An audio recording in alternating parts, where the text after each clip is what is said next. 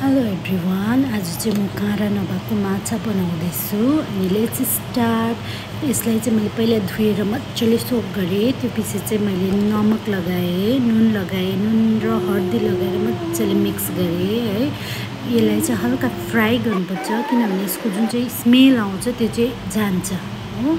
अनि त्यसपछि मैले कराई हिट गरेर त्यसमा ओइल लगाएँ। त्यसपछि मैले माछा फ्राई गरेँ, बेसी फ्राई गर्नु हुँदैन। अनि यो फ्राई हुँदा मैले यसको जुन चाहिँ ग्रेभी छ त्यो प्रिपेयर गरेँ। त्यसको लागि चाहिँ मैले अलिकति लिएको छु प्याज, अदुवा, लसुन, अनि त्यसमा मैले एड गरेँ धनिया अनि सौंफ, त्यसपछि अलिकति गोटा जिरा मिक्स गरेर चाहिँ मैले यसलाई ब्लेन्ड गरेर चाहिँ त्यसलाई मैले छोडिदिएँ।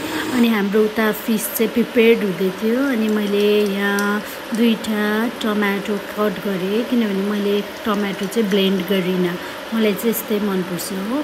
त्यो पछि फ्राई गरेपछि चाहिँ हाम्रो माछा चाहिँ यतिको चाहिँ देख्नुपर्छ, बेसी डिप फ्राई पनि गर्नु हुँदैन किनभने यो मजाले फ्राई गऱ्यो भने चाहिँ टेस्ट हुँदैन।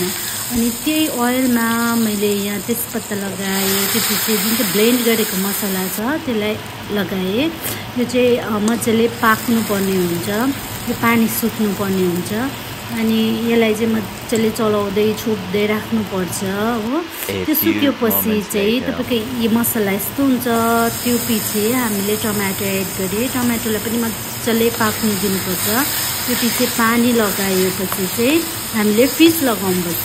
एन्ड आफ्टर पाकेपछि चाहिँ लुक्स लाइक यस्तो हुन्छ। अनि यो चाहिँ एकदम टेस्टी भएको थियो हो, खानुमा एकदम मिठो लाग्छ।